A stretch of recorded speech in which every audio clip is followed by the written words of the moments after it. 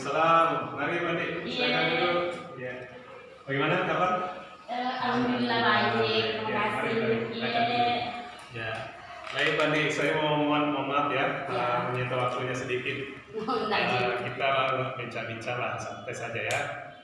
Sebelum kita memasuki Bu Andi mengajar sebentar, kita bincang-bincang dulu terkait dengan persiapan yang akan dilakukan oleh Sade ini dalam mengajar nanti di kelas. Ya, jadi kita melakukan praobservasi, percakapan praobservasi. Kalau boleh tahu Bu Andi kelas berapa rencananya yang akan diajar sebentar? Insya Allah nanti ini kelas 8D. Kelas 8. Ya, kelas 8. Mata pelajaran bahasa Inggris ya. Oke, kelas 8 mata pelajaran bahasa Inggris. Kira-kira materinya tentang apa? Nanti insya Allah tentang konteks. Tentang recount teks ya, teks recount. Ya. Baik. Kalau tentang tes recount, kompetensi yang mau dicapai itu tentang kebetulan nanti yang kami mau capai di bagian menulis, karena nanti anak menyusun. Kemudian nanti di kompetensi berbicara juga kami ambil karena setelah tugasnya selesai ya speakingnya. Jadi kita setelah tugas mereka selesai nanti dibacakan di depan kelas. Ya. Jadi kompetensi dasarnya membaca ya. Intinya membandingkan apa? Ya, membandingkan teks recount ya, 2 atau lebih ya. Ya. Kemudian secara lebih spesifik lagi dari kompetensi yang mau dikembangkan itu tujuan pembelajaran yang mau dicapai dari kompetensi itu apa? Tujuan pembelajarannya hari ini satu ya menyusun kalimat menjadi sebuah paragraf yang utuh. Jadi nanti ada beberapa kalimat yang kami berikan. Jadi anak-anak nanti menyesuaikan kalimat tersebut dengan gambar yang sudah ada. Jadi gambarnya sudah tersusun. Jadi anak-anak tinggal mencocokkan kalimat sesuai dengan gambar yang diberikan. Jadi nanti hasilnya rekod yang utuh, yang runtut. Ya. Jadi yang disusun kalimat dan gambar ya, secara acak ya, yang bersusun. Ya. Itu tujuan pertama. Ya. Tujuan kedua ada? Satu tujuan saja. Ya. Walaupun 2 kompetensi yang mau kami ambil, tapi cuma satu tujuan pembelajaran dia. Oke, baik. Kemudian untuk indikator keberhasilannya untuk mencapai tujuan ini? Kalau mau dibilang berhasil, pastinya atau seharusnya peserta didik mampu menyusun dengan baik atau dengan runtut gambar yang kami berikan dengan kalimat yang ada. Jadi kalau misalnya mereka sudah berhasil menyusun dengan benar dari awal cerita sampai terakhir pengalaman seseorang tersebut, berarti kami anggap sudah berhasil. Jadi mampu menyusun dengan runtut, benar, pengalaman dalam bentuk gambar dan pengalaman, kalimat-kalimat yang menceritakan pengalaman dengan urutan gambar yang sesuai. Untuk mengukur terpenuhinya indikator atau tujuan tersebut, kira-kira penilaian apa yang akan digunakan? Karena ini menyusun, berarti kami ambil bagian keterampilan, kayaknya pengetahuan. Pengetahuannya dalam format yang kami bikin atau yang kami bikin itu ada kesesuaian isi dengan gambar yang akan kami nilai, kemudian pemahaman, serta kami akan juga mengambil kosakata atau vocabulary dan strukturnya. Walaupun kalimatnya sudah kami sediakan, tapi kalau misalnya susunannya ada yang salah atau bagaimana, pasti ada mereka berarti kurangnya di bagian situ. Jadi penilaian pengetahuan ya, tapi sikap tetap diobservasi ya. Sama speakingannya, keterampilannya, keterampilannya yang saya ambil kerja. Karena speakingnya untuk fokus pengembangannya adalah kompetensi berbicaranya. Ya. Kemudian kalau Ibu melaksanakan nanti ini di kelas, kira-kira kekuatan apa yang Ibu miliki atau apa faktor pendukung yang bisa mensukseskan atau bisa membantu Ibu ini mencapai tujuan pembelajaran tadi? Kekuatan saya atau kami, karena kami kan saling membantu antara guru dan peserta didik. Mungkin di bagian LKPD yang kami sediakan, kami buat cukup menarik supaya anak-anak lebih tertarik atau lebih berantusias untuk mengerjakan. Karena terkadang anak-anak kalau misalnya dia LKPD-nya dalam bentuk gambar, dalam bentuk yang punya warna-warna begitu, lebih tertarik, lebih antusias atau lebih mau mengetahui apa sih ini kayak gitu. Selain KPD, kira-kira apa lagi daya dukungnya yang bisa membantu memperlancar aktivitas pembelajaran tercapai Ya, tujuan? mungkin pendampingan saya satu persatu menghubungi kelompok untuk mengetahui apa yang mereka kerjakan atau apa hambatannya, apa kesulitannya mereka pada saat mengerjakan. Jadi kemampuan memfasilitasinya, Ya, pendampingannya baik individu, kelompok, ya. Karena terkadang anak malu untuk bertanya, jadi Ya. sebaiknya guru yang turun untuk mengetahui hambatan dan kesulitan mereka. Jadi melakukan pendekatan Iya. komunikatif ke siswa Iya. ya, pendampingan. Nah, kemudian kira-kira peluang atau kemungkinan yang akan dilakukan dari faktor pendukung tadi, kira-kira seperti apa? Yang pertama tentu saja yang awal itu penjelasan materi dengan baik ya, penjelasannya. Jadi biar misalnya kita jelaskan materinya, nah ini nanti yang kita pelajari tentang ini, kemudian jelaskan tujuan pembelajaran kita apa hari ini, kemudian penilaian apa yang akan kami ambil, kemudian tentu saja menjelaskan cara pengajaran KPD dengan detail. Ya, karena kalau misalnya mereka bingung dari awal bagaimana cara mengerjakan, pasti hasil juga tidak maksimal. Jadi dari awal kami atau saya menjelaskan dulu secara detail materinya, kemudian KPD-nya bagaimana cara dijalankan atau dikerjakan. Itu bagus sekali itu, Bang, ya. Jadi terus ada tercermin bagaimana upaya Bang nanti mencapai tujuan itu dengan memberikan pembelajaran yang sangat interaktif dan menarik. Kemudian kira-kira untuk mendukung lagi pencapaian tujuan itu kan mungkin Ibu akan menggunakan media ya. Iya. Media yang akan digunakan itu seperti apa? Media pembelajaran. Media pembelajarannya karena kami akan menggunakan gambar-gambar kejadian atau cerita, yang saya akan siapkan itu berarti gambar-gambar yang berisi cerita-cerita. Jadi sebelum masuk ke KPD kami berikan gambar untuk menstimulasi anak-anak ini apa ceritanya, apa sebenarnya kejadian di sini, walaupun mungkin dalam bahasa Indonesia dulu, kemudian nanti pada saat mereka kerjakan baru dalam bahasa Inggrisnya. Jadi menyediakan beberapa media berupa gambar yang berisi juga teks ya dalam bahasa Inggris ya, teks recam ya. Nah, jadi itu yang menjadi stimulus nanti sebelum mengacu ke KPD-nya. Jadi media-media ini dianggap atau diyakini dapat membantu. Iya, insya Allah. Mudah-mudahan. Sejauh pelajaran. Ya, tapi saya yakin itu bisa. Kemudian KPD yang disiapkan untuk mencapai tujuan karena tujuan pembelajarannya satu, jadi LKPD yang kami sediakan atau yang saya sediakan gambar, maksudnya gambarnya sudah tergunting, maksudnya satu-satu gambarnya. Jadi kejadian, jadi anak-anak tinggal tempel di kertas yang kami sediakan. Kemudian kalimatnya juga kami sudah gunting, jadi mereka sudah menempel gambar, ditempel lagi kalimatnya di samping. Jadi LKPD-nya seperti itu. Jadi ada kertas pose tempatnya untuk menempel, kemudian LKPD-nya sudah kami gunting, jadi mereka tinggal tempelkan nanti di kertas yang kami sediakan. Berarti itu akan kelihatan menarik sekali nanti prosesnya. Iya, insya Allah. Dan anak-anak itu antusias. Bisa diberikan sedikit gambaran bagaimana proses aktivitasnya siswa nanti itu pada saat mengisi LKPD-nya, apakah dalam bentuk perorangan, berpasangan atau kelompok, kemudian bagaimana aktivitasnya, apakah dilakukan yang hasilnya apakah perorangan atau berkelompok? Rencananya nanti kami bikin kelompoknya 3 orang. Jadi supaya lebih ada tempat mereka sharing. Dan kalau misalnya biasa mereka kerja sendiri kan kemana kalian bertanya, ke guru malu, ke temannya juga malu, nanti dia nyontek. Jadi kalau misalnya ada teman kelompoknya, berarti ada mereka tempat untuk sharing atau berbagi pendapat atau bagaimana lebih kerja ini, bagaimana lagi seperti itu. Baik, jadi di antara media sumber lembar peserta lembaga kerja peserta didik KPD, kemudian sumber belajar. Kalau sumber belajarnya tadi? Sumber belajar mana saja? Ya, buku siswa, karena mereka semua punya masing-masing buku siswa.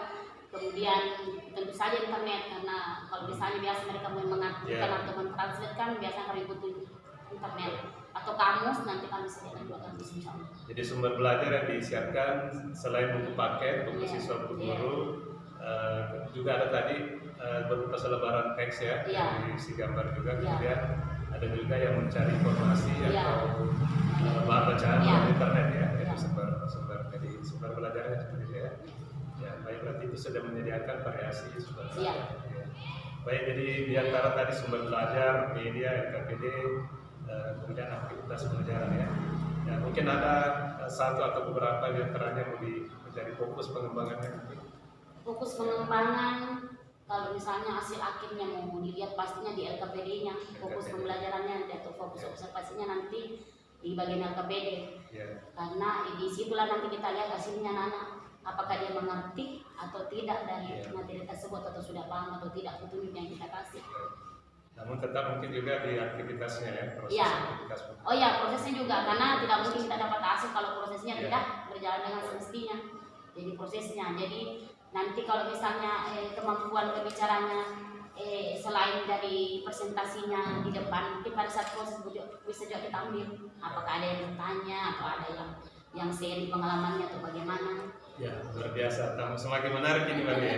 Ya, itu harapan-harapan yang ya. Jadi di samping biasanya kan ketika kita mengajar di kelas, apa yang kita sudah rencanakan tidak selamanya sesuai yang kita temukan di kelas. Ya. Mungkin ada faktor penghambat nanti yang diperkirakan, kira-kira apa yang mengganggu atau hambatan pada saat melaksanakan di kelas. Ya.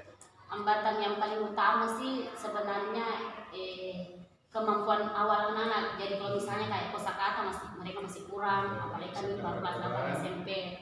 Kemudian fokus ya.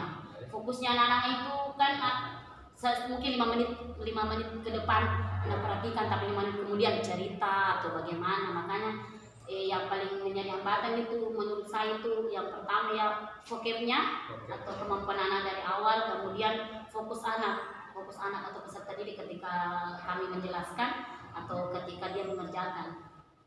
Ya, jadi kemungkinan hambatan yang ditemui nanti di lapangan atau di kelas antara lain satu kekurangan dasar vokabularinya ya. Kosakata yang dimiliki murid dianggap masih rendah, masih kurang. Kemudian memang intake-nya ya dari sebagian masih kemampuan awalnya masih kurang dan fokusnya yang susah dikendalikan ya. Ya, mungkin selain kosakata kurang, fokusnya masih perlu difokuskan, kemudian intake-nya. Sebetulnya apakah masih ada hambatan lain yang diperkirakan di kelas? Mungkin apakah misalnya dari waktu ya, terbatasnya waktu karena kita mau buru-buru menjelaskan materi ini keburu nanti tidak habis waktu lihat KPD-nya terlalu lama anak mengerjakan, habis nanti kita tidak ambil penutupnya seperti itu sebenarnya menjadi kendala. Kalau yang dari kami itu ada dari guru. Kalau dari segi sarana prasarana apakah tidak ada yang menjadi kendala? Alhamdulillah sampai sekarang belum.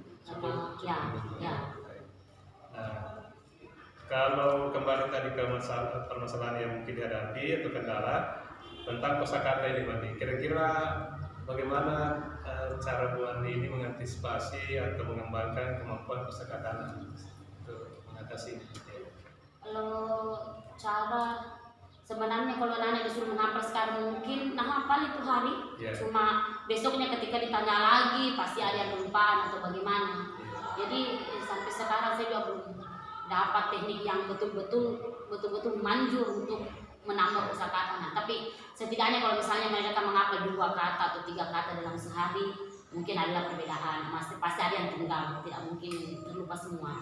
Karena setiap anak atau karakternya anak beda-beda, ada yang dapat menghafal, ada yang tidak, ada yang mesti diulangi lagi, ada yang mesti diingatkan terus, seperti itu. Bagaimana kalau misalnya Bu Andi menyediakan media, apakah media bisa membantu pengembangan kosakata? Tergantung dari materinya. Ya, jadi kemudian dari segi fokus, tadi kan juga hambatan fokusnya. Kira-kira ada trik atau strategi yang bisa diterapkan untuk mengatasi gagal fokus ini ya, supaya mereka bisa fokus dengan mudah. Adakah trik-trik khusus yang digunakan? Yang paling gampang sebenarnya ya bertanya, sudah mengerti atau sudah paham sampai di sini sudah paham, yang paling gampang untuk mengetahui mereka fokus atau tidak yang itu, atau ada yang mau bertanya. Kalau misalnya yang bertanya berarti masih fokus ini.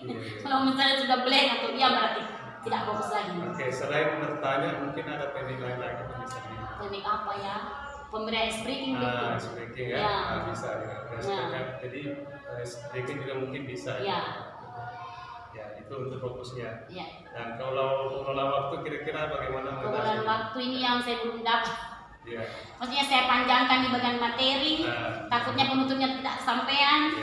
Saya panjangkan di bagian pemberian LKPD-nya, pengerjaannya nanti terhambat mereka karena walaupun rencananya kami pakai 20 menit, pada nanti jadinya 30 menit yang bagian begitu belum saya dapat kuncinya. Bagaimana caranya mengatur waktu betul-betul walaupun di RPP jelas nggak begini, tapi kan di aplikasinya pada saat kita mengajar kan beda yang terjadi biasanya.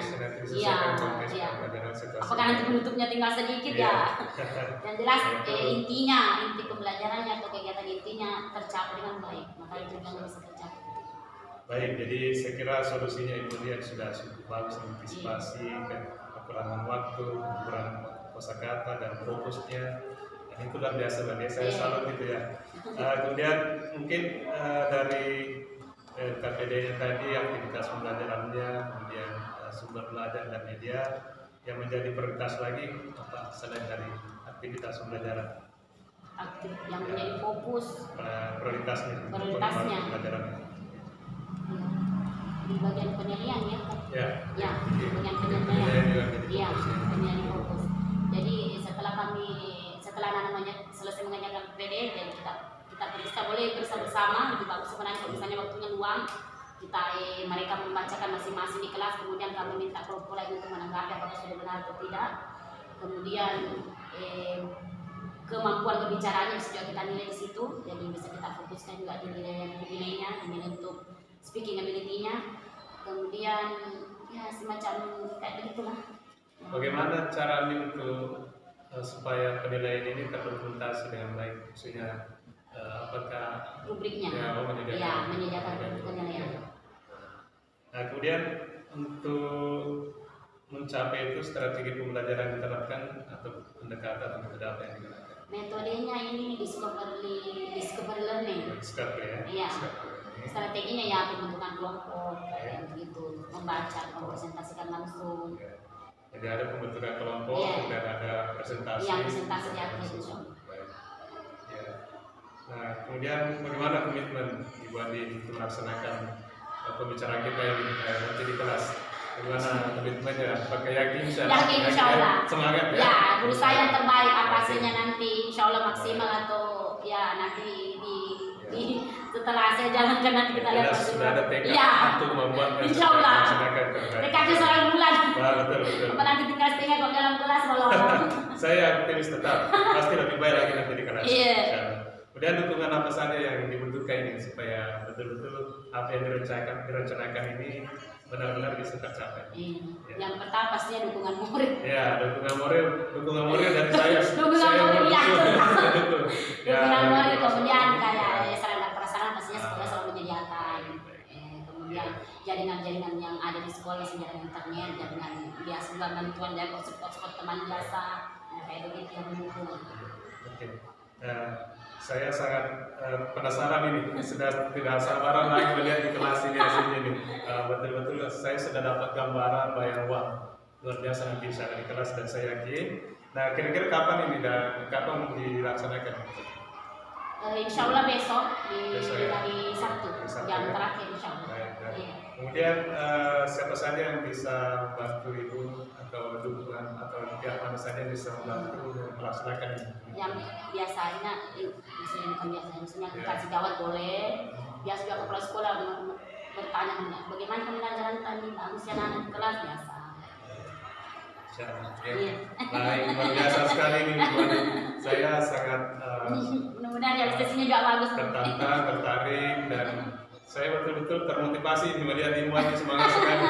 Ya, saya kira itu untuk sementara ya persiapan kita besok ya untuk melaksanakan pembelajaran di kelas. Terima kasih ya. Mohon maaf ini mengganggu waktunya Bu Andi. Terima kasih atas partisipasinya dan kesediaannya untuk diminta bincang sedikit. Terima kasih Bu Andi. Terima kasih. Assalamualaikum warahmatullahi wabarakatuh. Waalaikumsalam warahmatullahi wabarakatuh.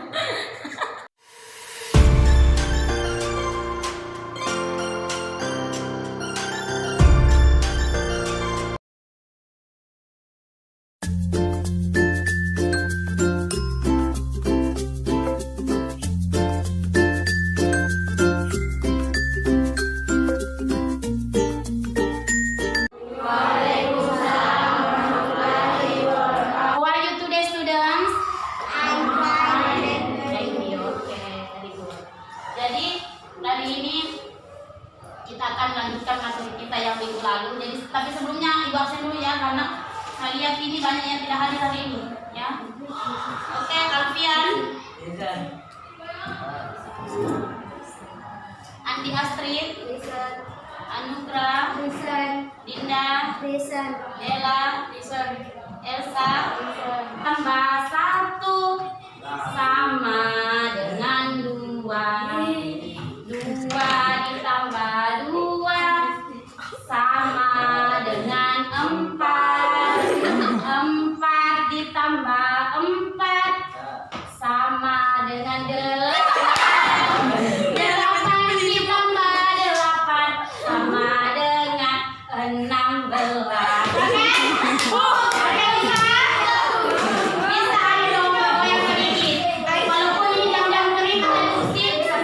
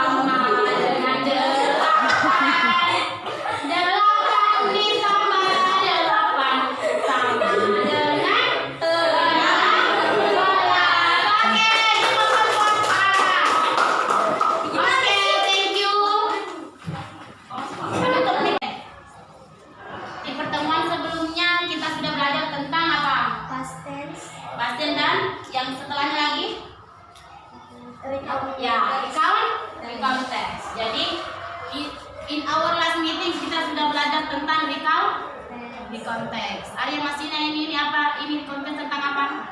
Menceritakan masa lalu. Tentang masa lampau atau masa lalu seseorang. Bisa berupa pengalaman atau kejadian yang menarik. Jadi di konteks ini berhubungan dengan masa lalu, ya. Dan masa lalu itu biasa bisa dikenang-kenang kembali, ya. Jangan cepat dilupakan. Jadi konteks kita berhubungan dengan masa lalu. Jadi hari ini tetap materinya kita di konteks, tapi tentu saja tujuan pembelajaran kita yang dicapai ini berbeda. Jadi tujuan pembelajaran kita hari ini adalah menyusun kalimat acak menjadi paragraf utuh berdasarkan gambar yang diberikan, sehingga kita dapat memahami alur cerita. Jadi semua di konteks itu biasanya berupa cerita atau pengalaman. Jadi hari ini kita akan menyusun kalimat acak menjadi paragraf utuh berdasarkan gambar yang ibu berikan nanti, sehingga kita bisa memahami alur cerita. 1, 2, 3, dan 4. Jadi nanti ini bekerja sama-sama. Jadi jangan ada yang tinggal diam saja, jadi semuanya harus aktif. Itu makanya disuruh kerja kelompok supaya bisa saling sharing atau berbagi pendapat bagaimana benar kita ini atau bagaimana, ya. Oke, jadi ibu sebelum ibu bagikan dulu yang PPD-nya supaya nanti ketika ibu jelaskan sudah lebih mengerti.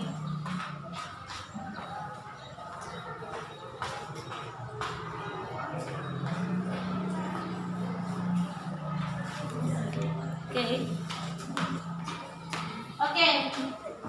Look at the picture.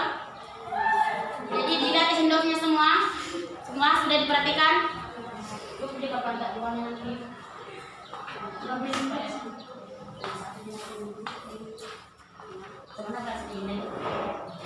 Oke, look at the handout atau the material atau the worksheet. Oke, di sini ada gambar, ada how many picture in there? Berapa gambarnya? Berapa jumlahnya? 8. Jadi there are 8 picture in the handout atau di worksheet kita. Jadi ada 8 gambar yang akan kalian susun, ya.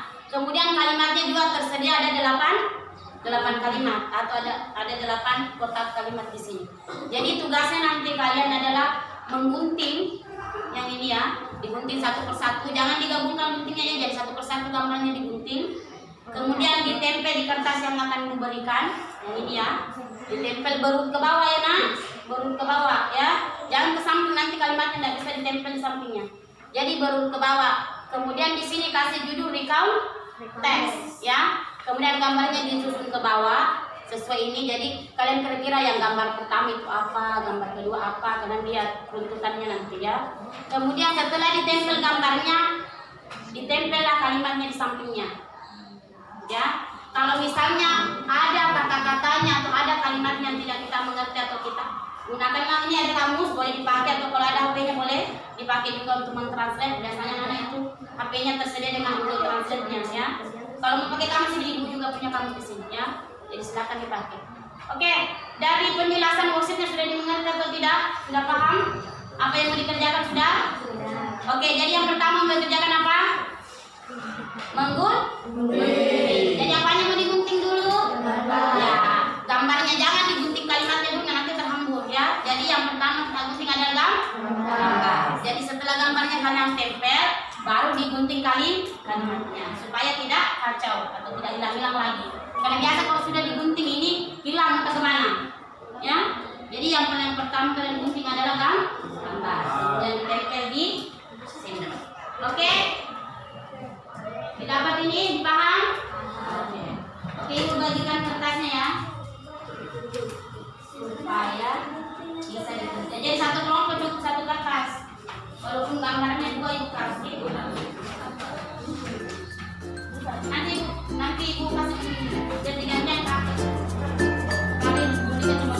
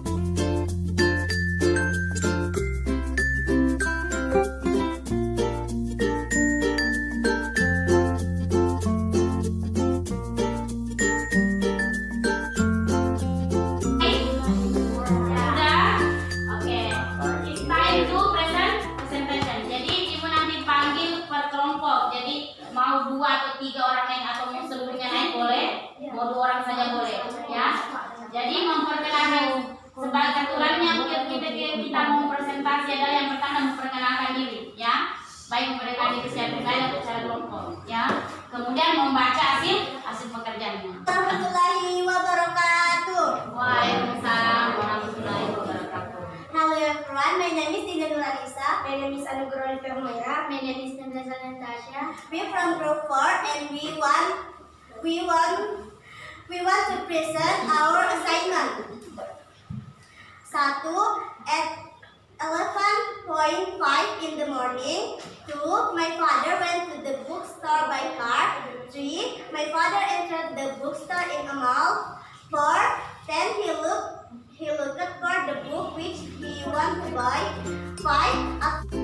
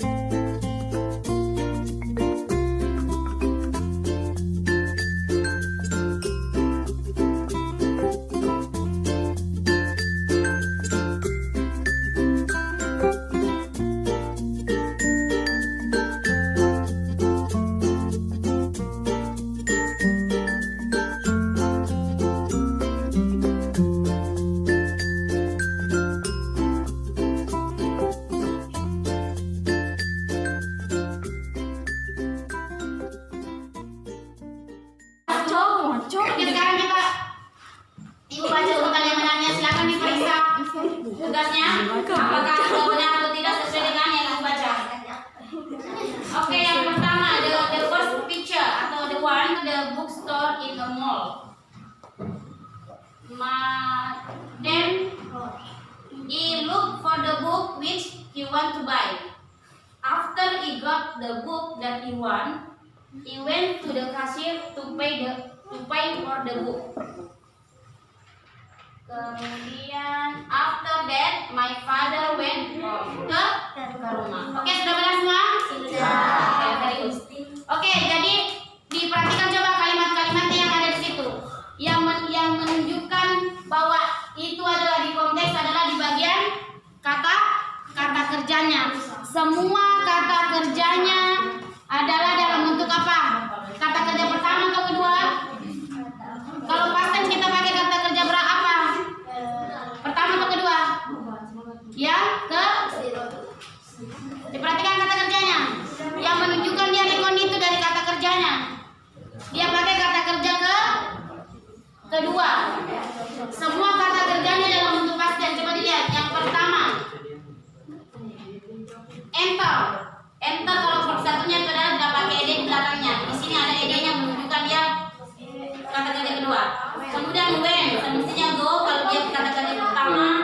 Visit, kemudian apalagi got, semestinya dia get. Jadi sudah bisa dibedakan ya.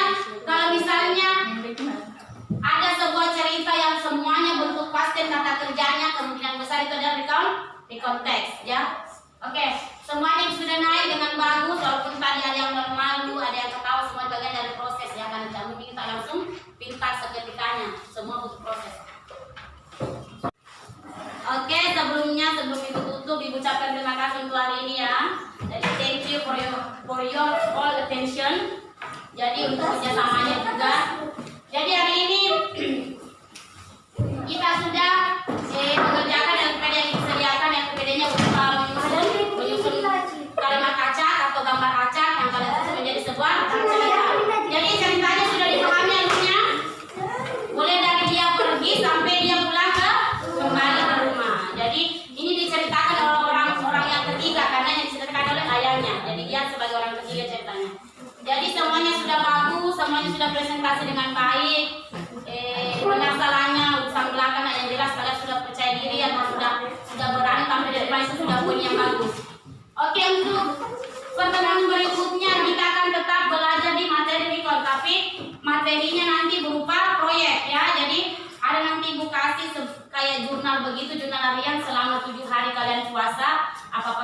kegiatan kalian. Jadi bentuknya adalah bentuk nanti jadinya di konteks. Jadi yang pertama apa yang kejadian pentingnya saja yang diambil nanti ya dalam setiap harinya.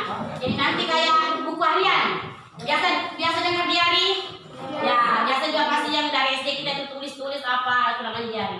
Semua yang telah terjadi, ya diary itu biasanya semua yang telah terjadi berarti sudah masa lalu. Oke, penilaiannya juga sudah Ibu ambil sikapnya, pengetahuannya nanti Ibu periksa ini, kemudian speakingnya juga sudah Ibu ambil tadi. Jadi yang naik mewakili kelas atau yang mewakili kelompok itu pasti nilainya juga lebih baik. Oke, I think that's all for today. Thank you. Waalaikumsalam warahmatullahi wabarakatuh.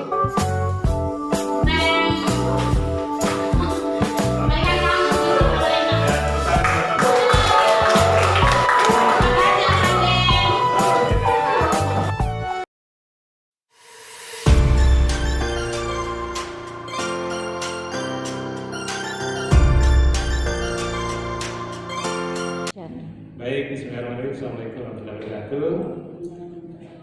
Bagaimana kabarnya, Bu Andi? Alhamdulillah baik. Baik. Bu Andi, hari ini kita akan mengadakan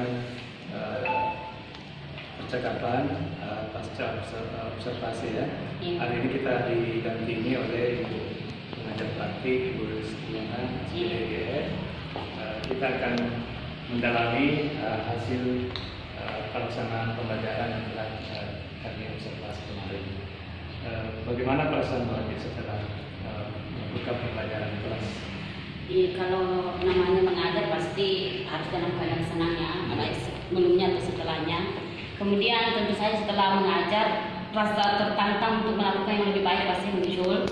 Jadi ternyata di sini kekurangan saya, di sini kelebihan saya, di mana nanti yang bisa ditambahkan, di mana yang bisa saya kurang sedikit.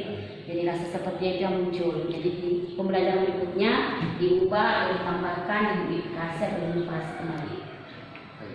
Jadi Bu Andi kan tujuan utama kita observasi percakapan hari ini, cara pasca observasi adalah untuk merefleksi ya hasil observasi pembelajaran kemarin.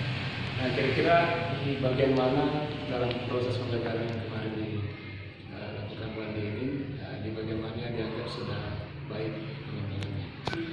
Kemarin pada saat mengajar kan titik fokus saya di LKPD-nya, pada saat proses pengerjaan latihannya anak-anak. Jadi saya rasa di bagian yang proses pembelajaran itu yang kegiatan intinya yang menurut saya sudah bagus, karena pada saat anak-anak mengerjakan tugas saya langsung tangani satu persatu atau turun di kelompoknya masing-masing. Jadi ketika ada kesulitan pada saat proses anak-anak hadapi atau didapatkan, bisa saya langsung tangani atau bisa langsung saya kasihkan solusi. Iya. Bagian Selain bagian KPD, apakah masih ada lagi yang dianggap sudah?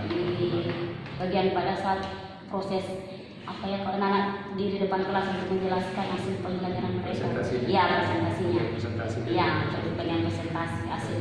Setelah mereka membuat suatu karya dipresentasikan di kelas, yang bagian itu juga titikkan ini kemarin belajar penilaian. Apakah masih ada yang dianggap sudah bagus, sudah dianggap optimal? Mungkin bagian menjaga mood anak-anak kayaknya. Misalnya suasananya anak-anak lebih santai, jadi merasa menyenangkan ketika mengerjakan tugas, tidak dikasih beban yang berat. Dan bagian tugasnya pendampingannya selalu ketika ada yang bertanya, ketika ada yang merasa kesulitan langsung kita kasihkan solusi atau langsung kita dampingi. Bagaimana dengan penggunaan media? Dianggap sudah baik juga? Ya alhamdulillah, karena media yang saya gunakan kemarin kayaknya lebih mudah dimengerti oleh anak-anak. Jadi kan, tapi mesti didahulukan dengan penjelasan terlebih dahulu media yang diapakan atau LKPD yang mau diapakan. Baik, luar biasa sekali Mbak Dea. Saya kan sangat terus sudah mengatakan juga. Tadi sudah ada beberapa hal yang sudah dianggap baik dan sudah dioptimalkan. Namanya juga proses pembelajaran tidak selamanya sempurna ya. Mungkin menurut Ibu Andi ada yang dianggap masih kurang dan perlu diperbaiki. Pada saat pembelajaran kemarin di bagian menanyanya, yang bagian persepsi ya, bagian menanya.